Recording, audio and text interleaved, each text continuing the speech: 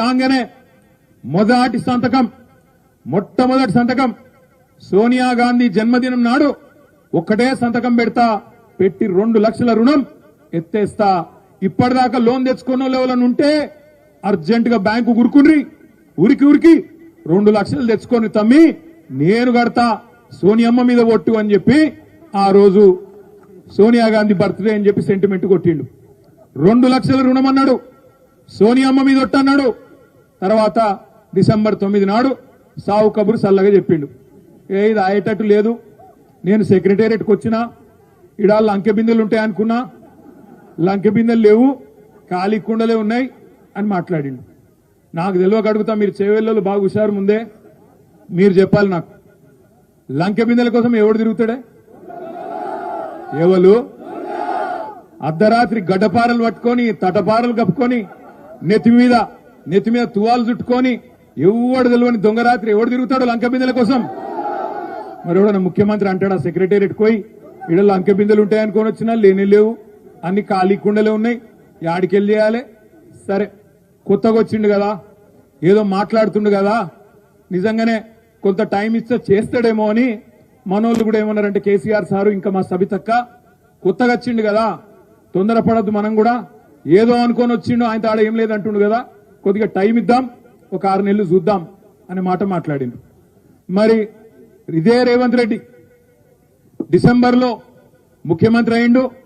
December 3వ వారంలోనో 2వ వారంలోనో బ్యాంకులతో ఒక మీటింగ్ పెట్టిండు. అసలు రాష్ట్రంలో రైతుల రుణాలు మాఫీ చేయాలనుకుంటే ఎన్ని పైసలు అవుతాయి అని బ్యాంకులను అడిగిండు. అడిగితే బ్యాంకు ఏం చెప్పారు ఎరికేనా, నువ్వు 2 లక్షల రుణమాఫీ అన్నావు కదా, 2 లక్షల రుణాలు మాఫీ చేయాలంటే 49,000 కోట్లు అయితే రేవంత్ రెడ్డి గారు, మరి 49,000 కోట్లు ఇంతజాం చేసుకో అని చెప్పిర్రు. ఆయన గొంతుల పచ్చి వెలక్కాయ పడ్డట్టు అయింది.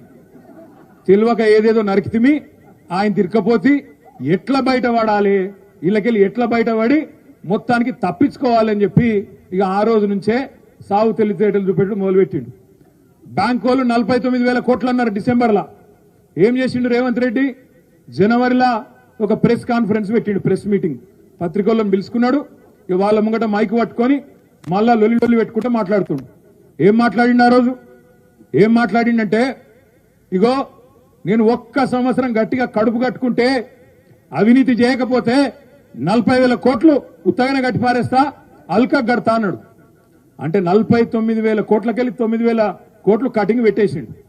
మొదలు 49 ఉండే, దాన్ని 9,000 కటింగ్ పెట్టి 40,000కి ఆయనతో కోసి పారేసిండు. ఇది జనవరి ముచ్చట. ఇక జనవరి కాగానే ఆయనతో పార్లమెంట్ ఎలక్షన్ వచ్చింది. ఇక పార్లమెంట్ ఎలక్షన్లో ఎవరు నమ్ముతలేరు, సోనియా గాంధీ మీద ఒట్టు పెట్టుకుంటే రుణమాఫీ అని చెప్తే చేయకపోతే జాడిచ్చి తంతరేమో, ఎట్లయితే ఏం చేయాలి ఇప్పుడు అని చెప్పి ఏ గుడికి పోతే ఏ ఊరికి పోతే ఆడ దేవుని మీద ఒట్టు పెట్టిండు. యాదగిరి గుట్టకు పోయిండు, ఇగో ఇక్కడ లక్ష్మీ నరసింహస్వామి మీద ఒట్టు 15 ఆగస్టుకు చేస్తా. వికారాబాద్ వచ్చిండు, అనంత పద్మనాభ స్వామి మీద ఒట్టు 15 ఆగస్టుకు చేస్తా. వేములవాడ వేయిండు, రాజన్న మీద ఒట్టు 15 ఆగస్టుకు చేస్తా. భద్రాచలం వేయిండు, సీతారామస్వామి మీద ఒట్టు 15 ఆగస్టుకు చేస్తా. ఆఖరికి మహబూబ్నగర్ పోయి కురుమిర్తు మీద ఒట్టు 15 ఆగస్టుకు చేస్తా అని చెప్పిండు. దేవుళ్ళ కొంప పుచ్చుకున్నాడు. ఇప్పుడు అటు ఇటు పోయి 15 ఆగస్టు పోయింది, రుణమాఫీ కాలే. ఇప్పుడు దేవుళ్ళందరూ ఏడ దొరుకుతాడా రేవంత్ రెడ్డి అని వాళ్ళు కూడా ఎత్తుకుతాను, ఏడున్నాడని. గింత ద్రోహం అంటే మనుషులను మోసం చేసుడు కాదు, దేవుళ్ళని కూడా మోసం చేసిండు, దైవ ద్రోహం చేసిండు దుర్మార్గుడు. ఇంత కథ ఎట్లుంటదంటే, మొదలు 49,000 కోట్లు డిసెంబర్లో, జనవరికి వచ్చే వరకు 9,000 ఎగిరిపోయింది, 40,000 కోట్లు కడుపు కట్టుకుంటా అన్నాడు. ఇక కడుపు కట్టుకున్నాడో లేదో దాని కథ మళ్ళీ చెప్తా.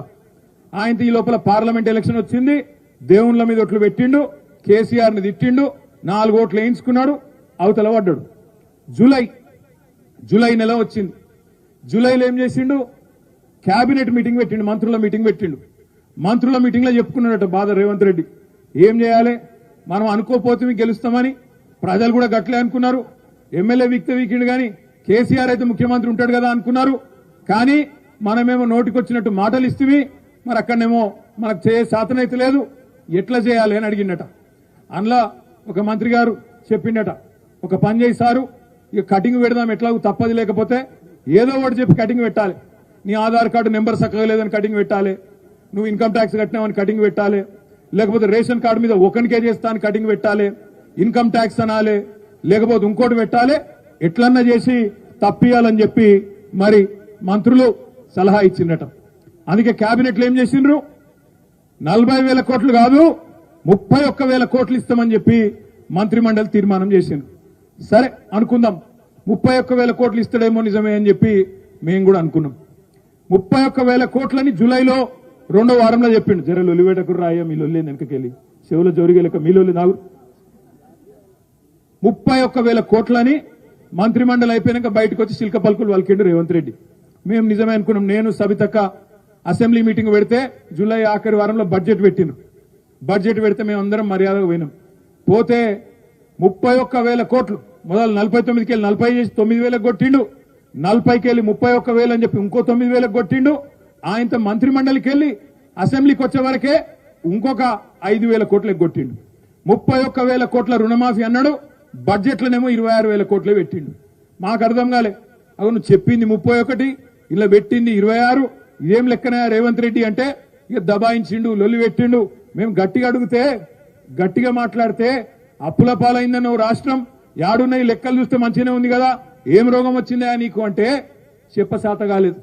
అందుకే ఏమంటాడు సబితక్క పాపం, ఆమె ఒక్క మాట అనలే, గట్టిగా అనలే, ఒక్క మాట గట్టిగా అన్నది. ఏమన్నది, ఇంట్లో ఉంటే దోమలు కుడుతున్నాయి, ఇంటి బయటకు వస్తే కుక్కలు గరుస్తున్నాయి, ఏం నడుపుతున్నారు ఆయన రాష్ట్రం అని చెప్పి మాత్రం తిట్టింది. ఇంట్లుంటే దోమలు కుడుతున్నాయి, డెంగీ జ్వరాలు చికెన్ గున్యాలు వస్తున్నాయి, ఇంటి బయటికి పోదామంటే కుక్కలు గరుస్తున్నాయి, ఏం నడుపుతున్నారని ఆయన ఒక మాట అన్నది. దాంతో పగబట్టిండు. సబితక్క ఇట్లా అంటదా, గంట మాట్లాడి మొత్తం బట్టలు ఇప్పేసింది. హైదరాబాద్ లో నెల రోజుల్లో 30 మర్డర్లైనాయి అన్నది. అసలు నీకు నడపచాత అయితే లేదన్నది. నేను మాజీ హోంమంత్రిగా చెప్తున్నా, నీకు అసలు నడపొస్తలేదు, శాంతి భద్రతల మీద నీకు అదుపు లేదు అనే వరకు పగబట్టిండు. పగబట్టి ఇక్కడ అప్పుల పాలు కాలేదు, రాష్ట్రం మంచిగానే ఉంది, దివాలా తీసింది రాష్ట్రం కాదు నీ బుర్ర అని చెబితే కోపం వచ్చి ఆయనతో లోపలికి